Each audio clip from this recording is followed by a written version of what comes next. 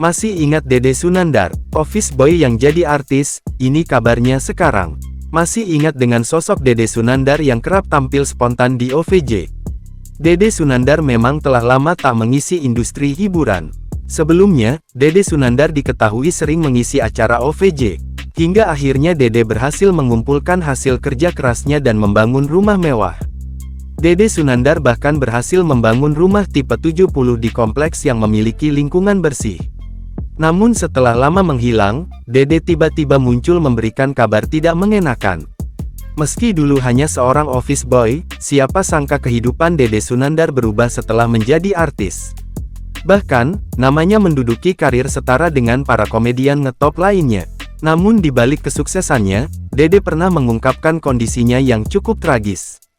Ia nyaris diceraikan oleh istrinya lantaran ketahuan berselingkuh dengan wanita lain. Beruntung, sang istri memaafkan Dede dan mampu mempertahankan rumah tangga mereka hingga dikaruniai 3 anak. Selain itu, Dede Sunandar juga mengaku sudah menikah 2 kali sebelum menikah dengan istri ketiganya, Karen Hertatum. Dia mengatakan, pertama kali menikah dengan gadis Bandung, Winda Haurunisa. Dede mengatakan, pernikahan pertamanya hanya bertahan seumur jagung. Rumah tangganya bubar setelah seminggu pernikahan. Dede mengatakan pernikahannya pertamanya berakhir singkat lantaran permintaan ayah mertuanya. Menurut Dede awalnya sang mertua berperilaku baik karena melihat menantunya mulai terkenal. Namun, Dede merasa hanya dimanfaatkan oleh mantan mertuanya itu. Mantan mertua Dede mengira jika ia memiliki penghasilan besar setelah menjadi artis. Bahkan, mantan mertuanya itu sering minta pada Dede untuk membelikan barang-barang mahal. Dede dibawa ke dealer diminta membelikan mertuanya mobil.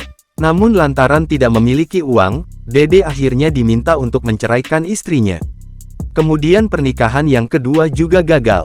Pria asal Ciamis itu mengaku menikah secara siri dengan Rianti, gadis asal Sukabumi.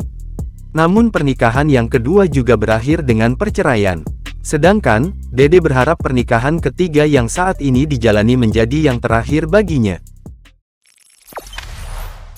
Jangan lupa subscribe, share, komen, dan like ya!